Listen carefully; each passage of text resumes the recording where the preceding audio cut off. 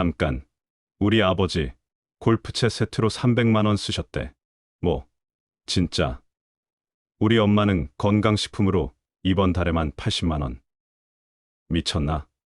왜 나이 들수록 돈 관리를 더 못하는 거야? 그러니까 젊었을 때보다 더 막 쓰시는 것 같은데?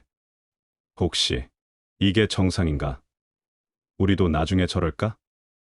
본격적인 이야기 시작 전에 구독과 좋아요 한 번씩 눌러주시면 큰 힘이 됩니다. 가족이나 친구들에게 영상 공유를 해주시면 행복은 나눌수록 2배가 됩니다. 안녕하세요, 여러분. 오늘은 정말 심각한 이야기를 해보려고 해요. 최근에 제가 발견한 충격적인 사실이 하나 있어요. 우리나라 60대 이상 분들의 소비 패턴을 분석해봤는데 정말 위험한 신호들이 보이더라고요. 젊었을 때는 그렇게 꼼꼼하게 계산하시던 분들이 나이가 드니까 오히려 더 충동적이고 감정적인 소비를 하고 계시는 거예요. 내 인생인데 뭘 그렇게 아껴 살아? 이 나이에 뭘 계산하고 살아? 이런 말씀들을 하시면서 말이에요. 그런데 문제는 이런 마인드가 정말 위험하다는 거예요. 왜냐하면 수입은 점점 줄어들고 있는데 지출은 오히려 늘어나고 있거든요. 오늘 제가 여러분께 소개할 9가지 위험한 소비 패턴이 있어요. 혹시 여러분의 가족이나 아니면 미래의 여러분 모습이 이 중에 있다면 정말 심각하게 생각해 보셔야 해요. 제가 최근에 우리 아버지한테 들은 이야기예요. 아들아, 나도 이제 골프 좀 배워볼까? 골프채 세트 300만 원, 레슨비 월 20만 원, 라운딩비 한 번에 15만 원. 계산해 보니까 첫 해에만 500만 원이 넘게 들어가더라고요. 그런데 더 충격적인 건 3개월 만에 그만두셨다는 거예요. 아, 생각보다 어렵네. 이 나이에 새로운 걸 배우긴 힘들어. 결국 300만 원짜리 골프채는 창고에서 먼지만 쌓이고 있어요. 이게 바로 느끼피 열정의 함정이에요. 나이가 들면서 이제라도 뭔가 해야겠다는 조급함 때문에 현실적인 계획 없이 시작하게 되는 거죠. 피아노, 그림, 등산, 사진. 어떤 취미든 마찬가지예요. 장비부터 시작해서 레슨비, 동호회 비용까지 생각보다 돈이 엄청 들어가거든요. 취미생활 자체는 정말 좋은 거예요. 하지만 시작하기 전에 한 번 더 생각해 보세요. 정말 오래 할 수 있는 건지, 내 체력과 여건에 맞는 건지, 그리고 무엇보다 경제적으로 감당할 수 있는 건지 말이에요. 몸이 제일 중요하잖아. 돈 아끼다가 병들면 뭐해? 이 말 정말 많이 들어보셨을 거예요. 우리 어머니도 마찬가지예요. 홍삼, 진액, 오메가3, 비타민 D, 유산균, 콜라겐. 매달 건강식품비로만 60만 원씩 쓰고 계세요. 그런데 정작 정기 건강검진은 돈 아깝다고 미루시고 치과 치료는 너무 비싸다고 안 받으시더라고요. 이게 얼마나 모순적인지 아세요? 건강식품 광고에서는 이런 말들을 해요. 나이가 들수록 영양소 흡수가 어려워집니다. 면역력이 떨어지니까 보충해줘야 합니다. 예방이 치료보다 중요합니다. 맞는 말이에요. 하지만 여기에는 함정이 있어요. 건강에 대한 불안감을 자극해서 과도한 소비를 유도하는 거거든요. 진짜 건강은 비싼 건강식품에서 나오는 게 아니에요. 규칙적인 운동, 균형 잡힌 식사, 충분한 수면, 그리고 정기적인 건강검진. 이게 진짜 건강의 기본이에요. 건강식품도 필요하지만 과도하게 의존하는 건 위험해요. 특히 여러 가지를 동시에 먹으면 오히려 간이나 신장에 부담이 될 수도 있거든요. 우리 아이가 힘들어하는데 어떻게 모른 척해? 이 말씀을 하시면서 매달 자녀들에게 용돈을 주시는 부모님들이 정말 많아요. 제가 아는 한 분은 50대 아들에게 매달 200만 원씩 주고 계세요. 사업이 어렵다고 하는데 내가 도와주지 누가 도와줘? 또 다른 분은 40대 딸의 아이 교육비를 모두 대주고 계시고요. 손자 교육비는 할머니가 내는 게 당연하지. 자녀를 사랑하는 마음은 이해해요. 정말 이해합니다. 하지만 이게 정말 자녀를 위한 길일까요? 자녀가 이미 성인이 된 상황에서 계속 경제적 지원을 하면 오히려 자립심을 떨어뜨릴 수 있어요.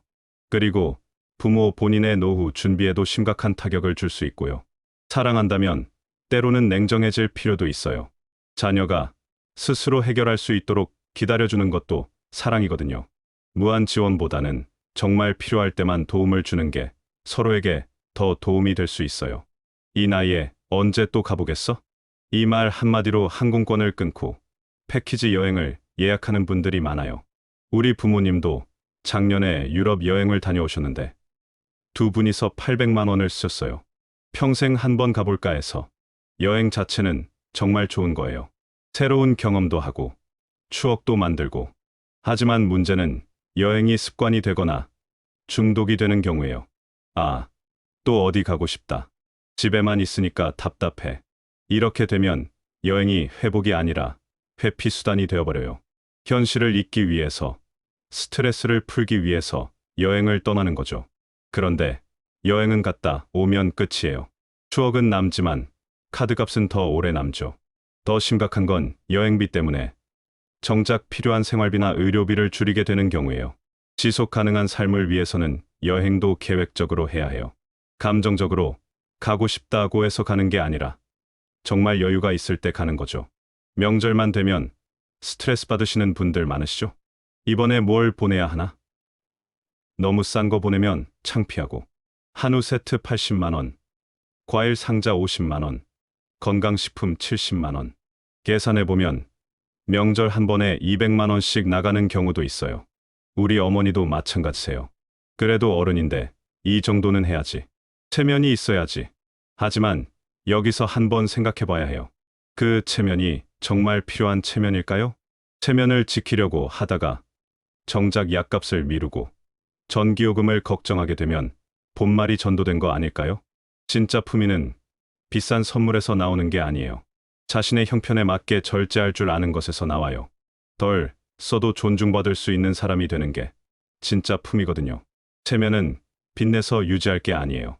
상대방도 여러분이 무리해서 비싼 선물을 준다는 걸 알면 오히려 부담스러워할 수도 있어요. 마음이 중요한 거지. 금액이 중요한 게 아니거든요. 나이 들었다고 아무 옷이나 입고 다닐 순 없지. 이런 생각으로 백화점에서 비싼 옷을 사시는 분들이 많아요. 우리 어머니 옷장을 보면 정말 가득해요. 옷이 넘쳐날 정도로. 그런데 정작 입고 다니시는 옷은 몇 벌 안 되시더라고요. 이 옷은 언제 입지? 이건 너무 아까워서 못 입겠어. 결국 비싼 옷들은 옷장에서 택도 안 떼고 걸려 있기만 해요. 이게 정말 멋을 위한 건지 아니면 불안감을 달래기 위한 소비인지 생각해 봐야 해요. 나이가 들면서 늙어 보인다, 촌스러워 보인다는 불안감 때문에 더 비싼 옷을 찾게 되는 거거든요. 하지만 노년의 멋은 비싼 옷에서 나오는 게 아니에요. 깔끔하고 단정한 옷차림에서 나와요. 잘 다림질된 셔츠, 몸에 맞는 바지, 깨끗한 신발. 이것만으로도 충분히 품이 있어 보여요. 브랜드나 가격보다는 내게 잘 맞고 관리하기 쉬운 옷을 선택하는 게 더 현명해요. 집이 너무 낡았어. 한 번 정도는 리모델링 해야지. 이런 생각으로 500만 원, 1000만 원씩 들여서 집을 새로 꾸미시는 분들이 있어요. 바닥재 교체, 벽지 도배, 화장실 리모델링, 주방 교체. 하나씩 하다 보면 생각보다 훨씬 많은 돈이 들어가요. 그런데 여기서 생각해봐야 할 게 있어요. 정말 그 집에서 얼마나 더 오래 사실 건가요? 자녀들과 함께 살게 될 수도 있고, 요양원에 들어가실 수도 있고, 더 작은 집으로 이사할 수도 있잖아요. 미래가 불확실한 상황에서 집에 큰 돈을 투자하는 건 위험할 수 있어요. 물론 생활하기 편하게 만드는 정도의 수리는 필요해요. 하지만 미관상 예쁘게 만들려고 하는 과도한 리모델링은 신중하게 생각해 보셔야 해요. 그 돈으로 차라리 더 편리한 곳으로 이사하는 게 나을 수도 있거든요. 나이가 들수록 불안해지죠. 암에 걸리면 어떻게 하지? 치매에 걸리면 어떻게 하지? 중풍이 오면 어떻게 하지? 이런 불안감을 이용해서 보험 영업사원들이 접근해요. 이 나이에는 이런 보험이 꼭 필요해요. 지금 가입 안 하시면 나중에 가입 못 해요. 그래서 온갖 보험에 가입하게 되죠. 암보험, 치매보험, 간병보험, 실손보험. 계산해보면 한 달에 보험료만 30만 원, 40만 원씩 나가는 경우도 있어요. 그런데 정작 그 보험들이 언제, 어떤 조건에서 얼마를 주는지는 제대로 모르시는 경우가 많아요. 보험은 필요해요. 하지만 과도한 보험은 현재의 삶을 담보로 미래의 불안을 사는 거나 마찬가지예요. 보험에 가입하기 전에 꼼꼼히 따져보세요. 정말 필요한 보험인지, 보장 내용은 어떻게 되는지, 내가 낼 수 있는 보험료인지 말이에요. 우리 부모님 살아계실 때 좋은데 모시고 가야지. 이런 마음으로 비싼 효도 관광을 보내시는 자녀분들이 많아요. 한 번에 200만 원, 300만 원씩 하는 해외여행 패키지 말이에요. 또는 비싼 선물을 사드리거나 고급 식당에 모시고 가거나 효도하고 싶은 마음은 정말 이해해요. 하지만 부모님이 정말 원하시는 게 그런 걸까요? 제가 알기로는 대부분의 부모님들은 자녀들과 함께 시간을 보내는 걸 더 좋아하세요. 비싼 여행보다는 자주 안부 전화하고 가끔 집에 와서 함께 식사하는 걸 더 기뻐하시죠. 효도는 돈으로 하는 게 아니에요. 마음으로 하는 거예요. 부모님의 안전과 건강을 챙기고 외롭지 않게 해드리는 게 진짜 효도예요. 무리해서 비싼 것들을 해드리려고 하지 마세요. 이 모든 함정에서 벗어나는 방법, 지금까지 9가지 위험한 소비 패턴을 말씀드렸어요. 혹시 이 중에서 여러분이나 여러분의 가족이 해당하는 부분이 있으셨나요? 만약 있다면 지금부터라도 바꿔보세요. 핵심은 딱 하나예요. 소비의 기준을 감정이 아닌 계획으로 바꾸는 것. 이 나이에 뭘 아껴 살아? 가 아니라 이 나이에 더 현명하게 살아야지라고 생각을 바꾸는 거예요. 나이가 들수록 감정적인 소비를 하기 쉬워요. 외로움, 불안감, 조급함, 체면 의식. 이런 감정들이 소비를 부추기거든요. 하지만 이런 감정에 휘둘리지 말고 냉정하게 판단해 보세요. 실천할 수 있는 구체적인 방법들. 첫째, 소비 전에 3일 기다려 보세요. 이거 사고 싶다 하는 순간 바로 사지 마세요. 3일만 기다려 보세요. 정말 필요한 거라면 3일 후에도 사고 싶을 거예요. 하지만 대부분은 3일 후에는 왜 그걸 사려고 했지? 할 거예요. 둘째, 가족이나 친구와 상의하세요. 특히 큰 금액의 소비를 할 때는 혼자 결정하지 마세요. 가족이나 믿을 만한 친구와 이야기해 보세요. 객관적인 시각에서 조언을 해줄 거예요. 셋째, 월 소비 한도를 정하세요. 매달 쓸 수 있는 금액을 미리 정해 놓으세요. 생활비, 의료비 등 꼭 필요한 돈을 빼고 나서 여유 자금이 얼마인지 계산해 보세요. 그 범위 안에서만 소비하는 거예요. 넷째, 소비 일기를 써보세요. 하루하루 뭘 샀는지, 왜 샀는지 적어보세요. 한 달 후에 다시 읽어보면 내가 얼마나 불필요한 소비를 했는지 깨닫게 될 거예요. 다섯째, 진짜 필요한 것과 갖고 싶은 것을 구분하세요. 사기 전에 스스로에게 물어보세요. 이게 정말 필요한 거야? 아니면 그냥 갖고 싶은 거야?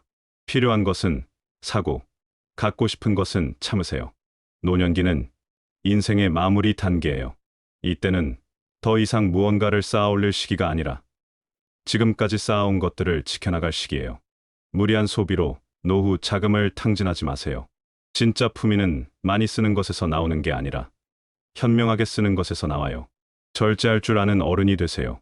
미래의 내가 그때 그런 선택을 했길 잘했다고 생각할 수 있는 소비를 하세요. 여러분의 소중한 노후를 위해서, 그리고 정말 사랑하는 사람들을 위해서 현명한 선택을 해보세요. 추가로 알아두면 좋은 정보들. 노후 자금 관리의 기본 원칙. 노후에는 수입이 줄어들기 때문에 소비 패턴을 바꿔야 해요. 젊었을 때는 벌어서 쓰는 패턴이었다면 노후에는 모아둔 걸 아껴 쓰는 패턴으로 바뀌어야 해요. 전문가들이 말하는 노후 생활비는 은퇴 전 생활비의 70% 정도예요. 만약 은퇴 전에 월 400만 원을 썼다면 은퇴 후에는 월 280만 원 정도로 줄여야 한다는 뜻이에요. 하지만 현실적으로는 의료비가 늘어나고 시간이 많아지면서 오히려 소비가 늘어나는 경우가 많아요. 그래서 더욱 계획적인 소비가 필요한 거예요. 건강한 노후, 소비 문화. 돈을 아끼는 게 인색하거나 초라한 게 아니에요. 오히려 현명하고 계획적인 거예요. 주변에서 그렇게 아껴 살면 뭐해? 라고 말하는 사람들이 있을 수도 있어요. 하지만 그런 말에 흔들리지 마세요. 내 노후는 내가 책임져야 하는 거거든요. 다른 사람들이 대신 책임져 주지 않아요. 건강한 노후 소비 문화를 만들어가는 게 우리 모두에게 필요해요. 노후 소비 문제는 혼자만의 문제가 아니에요. 가족 전체의 문제예요. 부모님이 무리한 소비를 하시면 결국 자녀들이 부담을 져야 할 수도 있거든요. 그래서 가족끼리 솔직하게 대화하는 게 중요해요. 우리 집 경제 상황이 어떻게 되는지, 앞으로 어떻게 살아갈 건지, 이런 이야기들을 나눠보세요. 처음에는 어색할 수도 있지만 이런 대화가 결국 모든 가족을 위한 거예요. 사회적 지원 시스템 활용하기, 혼자서 모든 걸 해결하려고 하지 마세요. 국가나 지방자치단체에서 제공하는 다양한 지원 프로그램들이 있어요.